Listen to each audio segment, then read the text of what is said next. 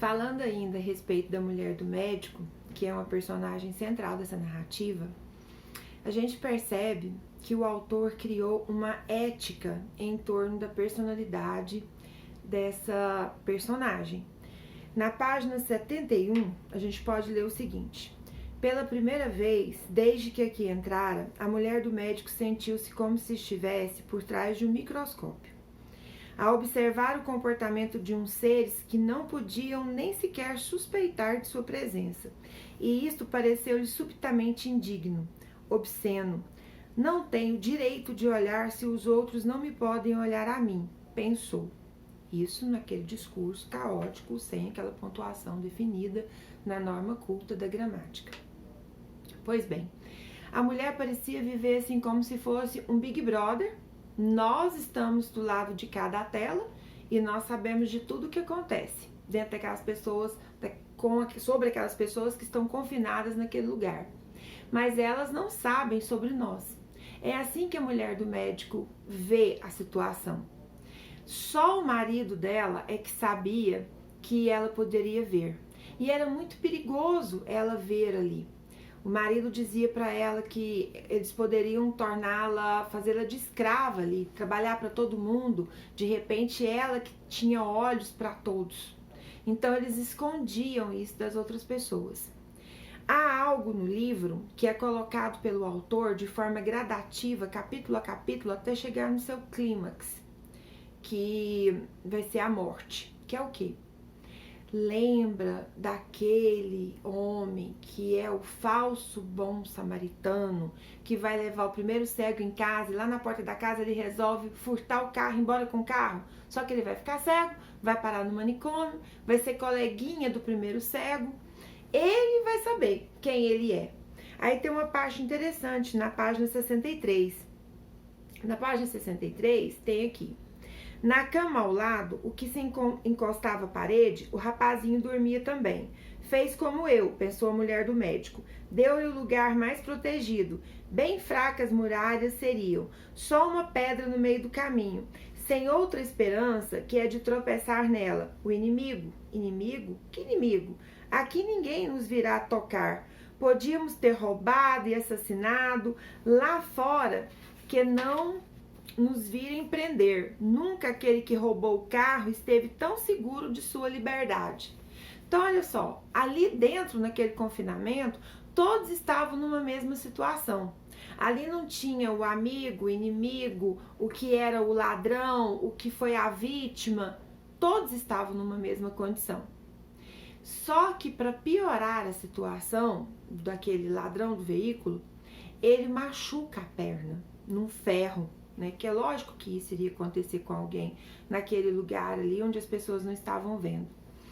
E esse ferimento dele, ele vai piorando, piorando, piorando a cada capítulo.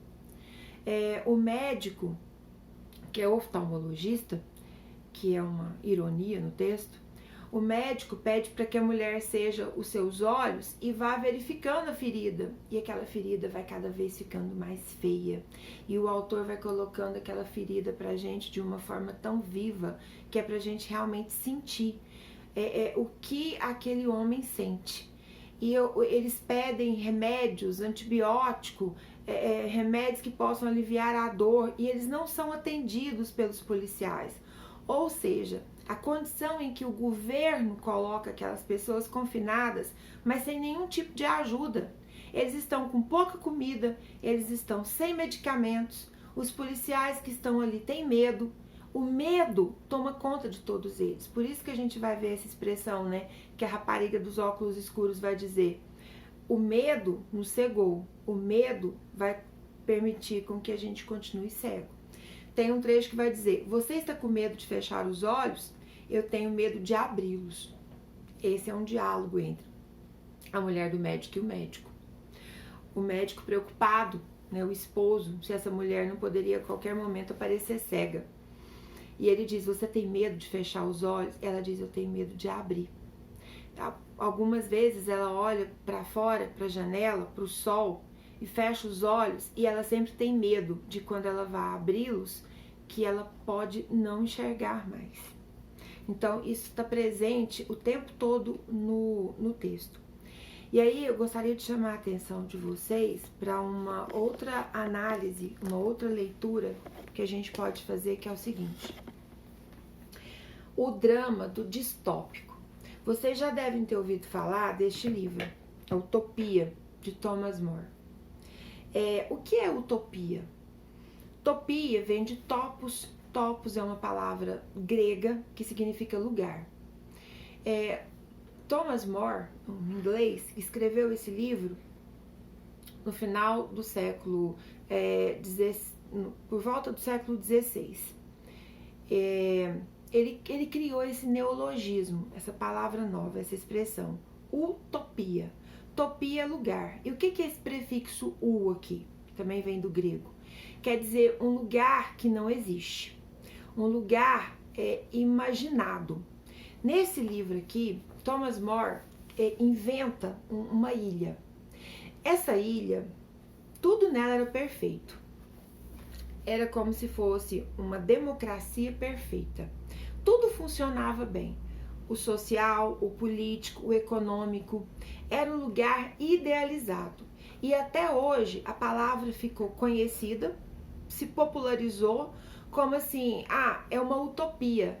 É uma utopia eu pensar que em algum lugar no mundo hoje exista uma república perfeita, uma democracia perfeita, um governo que venha do povo, para o povo, pelo povo, e que seja um governo totalmente perfeito, onde as pessoas vivem em completa harmonia social, política, econômica, profissional. E o que a gente vê no livro O Ensaio sobre a Cegueira, de José Saramago? O contrário de uma utopia, que a gente chama de distopia ou de antitopia, que seria o quê? Que seria um povo que é governado no meio de um caos, com autoridades que não sabem o que fazer com aquela situação que é posta em que eles estão vivendo. E aí tudo está desorganizado. Por causa dessa cegueira branca, a questão econômica, política, social, a segurança, tudo foi colocado fora do eixo. Tudo está fora do lugar. E a gente vai chamar isso de o drama distópico, quer dizer, o contrário de uma utopia. Para José Saramago, então, eu vou ter o quê? Eu vou ter uma visão pessimista. Eu vou ter uma visão pessimista de sociedade. Eu vou ter uma visão pessimista de um governo em um país que governa numa situação inusitada, ímpar, singular, que ninguém esperava que fosse acontecer, que é uma cegueira contagiosa. E um governo que não sabe lidar com aquela situação. Por isso eu vou ter um povo vivendo completamente no caos. Então eu vou ter o contrário de uma utopia. Eu vou ter uma distopia, certo? Ou uma antitopia. Então, nós fechamos aqui essa série de mais 5 aulas a respeito do ensaio sobre a cegueira. Eu estou na minha releitura no capítulo 8º e daqui a alguns dias nós postaremos outras aulas continuando esta análise, que eu quero aprofundar um pouco mais com vocês sobre essa questão do papel das personagens nessa sociedade, como elas desempenham e qual seria, assim, a intencionalidade do autor em colocar esses tipos sociais representantes desse mundo e dessa sociedade vivendo essa tragédia e numa visão pessimista que José Saramago coloca da questão de estamos cegos ou somos cegos. A luz demais nos cega? Muita informação nos cega? Então, eu espero vocês para as nossas próximas aulas. Obrigada por estarem me acompanhando.